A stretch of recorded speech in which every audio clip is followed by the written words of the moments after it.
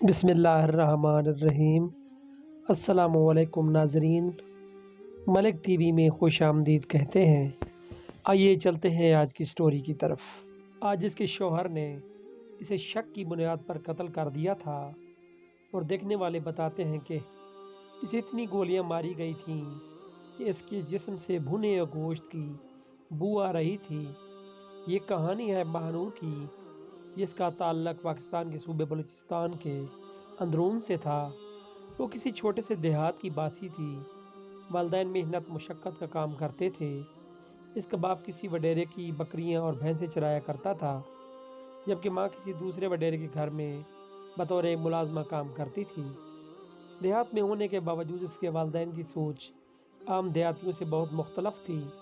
وہ جاہل لوگوں کی طرح بیٹی کی تعلیم کے مخالف نہ تھے اور نہ ہی کبھی بیٹی پر بے جا روک ٹوک کرنے کے عادی تھے۔ انہوں نے ہر ممکن اپنی بیٹی کو تعلیم حاصل کرنے میں سہولت دی تھی، بلکہ جب وہ میٹرک میں تھی اور اس کو سکول میں اپنی استانی صاحبہ کا پڑھایا ہوا سمجھ نہیں آتا تھا تو اس نے والدین سے آ کر شکایت کی تھی، جس پر اس کے والدین نے سوچ و بچار کے بعد اسے قریبی گاؤں میں ایک پڑھی لکھی لڑکی کے پاس ٹیوشن رکھوا دی تھی۔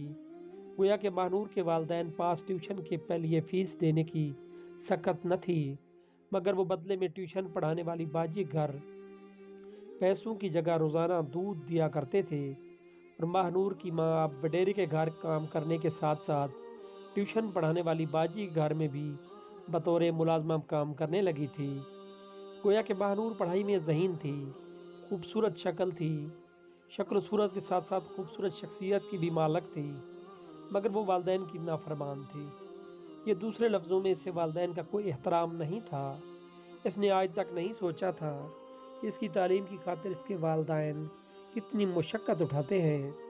ماہنور کی قریبی سہیلی نے بتایا کہ ماہنور کے والد صاحب کو جو دودھ وڈیرا دیا کرتا تھا، گھر جا کر دودھ ابال کر پی لینا اور اپنے بیوی بچوں کو پلا لینا تاکہ تو بیمار نہ پڑ جائے، کیونکہ اگر تو بیمار پڑ گیا تو میرے جانور کو کون سنبھالے گا۔ ماہنور کے والد وہی دودھ جا کر بطور فیس ماہنور کی ٹیوشن والی باجی کو دے کے آتا تھا۔ گھر میں غربت کا یہ عالم تھا۔ اس کے والدین میرے والدین کے استعمال شدہ کپڑے اور جوتے پہن کر گزارا کرتے تھے، مگر ماہنور کے کپڑے ہمیشہ میرے کپڑوں سے بہتر، مہنگے اور قیمتی ہوتے تھے۔ میں نے ماہنور کے والد صاحب کو اپنی آنکھوں سے ماہنور کے جوتے پالش کر کے اس کے بیڈ کے ساتھ رکھتے ہوئے دیکھا ہے۔ اس کی ماں ماہنور کے کپڑے 3 بار دھوتی تھی تاکہ کپڑوں میں کوئی داغ باقی نہ رہ جائے اور بیٹی کو اپنی سہیلیوں کے درمیان میں شرمندگی نہ اٹھانا پڑے، مگر ماہنور اس کے باوجود کبھی والدین سے نرم لہجے میں مخاطب نہیں ہوئی۔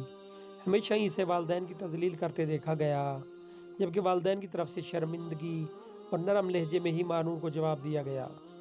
ایک بار ماہنور کی قمیض کی سلائی ایک سائیڈ سے اکھڑ گئی اور اس نے اپنی ماں کو سلائی کا ٹانکا لگانے کے لیے کہا تو گھر میں اس دھاگے کی نلکی موجود نہ تھی، جس پر ماہنور کی ماں نے سفید دھاگے سے ٹانکا لگا دیا۔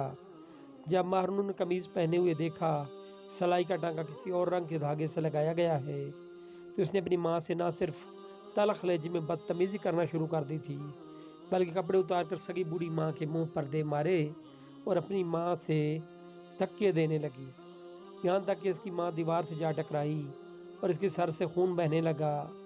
مگر ماہنور کو اس کے باوجود بھی اپنی ماں پر کوئی ترس نہیں آیا تھا، اور اس کا غصہ تب ٹھنڈا ہوا جب اس کے والد صاحب نے وڈیرے سے پیسے ادھار لے کر اسے اس کی پسند کا نیا سوٹ دلوایا، جبکہ واپسی پر میڈیکل اسٹور سے زخم پر مرہم لگانے کے لیے ادھار سامان خرید لیا تاکہ جا کر اپنی بیوی کے زخم پر مرہم رکھ سکے۔ یہی ماہنور جب BSc کرنے کے لیے خیرپور یونیورسٹی میں پہنچی تو وہاں اس کی ظاہری شکل و صورت کو دیکھتے ہوئے اس پر کئی لڑکے فدا ہو گئے اور اسلامی احکامات کی بھی پرواہ نہ کرتے ہوئے والدین کی مرضی کے خلاف فرحت حسین سے کورٹ میرج کر لی، والدین سے قطع تعلق کر لیا اور پھر فرحت حسین کے کہنے پر تعلیم چھوڑ کر امور گھرداری سنبھالنے لگی۔ فرحت حسین والدین کی اکلوتی اولاد تھا۔ اس کے والدین نے اس کے فیصلے کے سامنے آواز تو نہ اٹھائی، مگر وہ دل سے ماہنور کو کبھی اپنی بہو تسلیم نہ کر سکے۔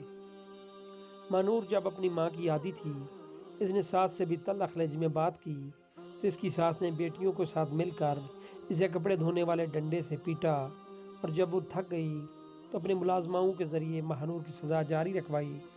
جب مار کھا کر ماہنور کا جسم سن ہو گیا اور اس نے حرکت کرنا چھوڑ دی تو اس کی ساس نے اسے ملازماؤں کے ذریعے کمرے میں پھینکوا دیا۔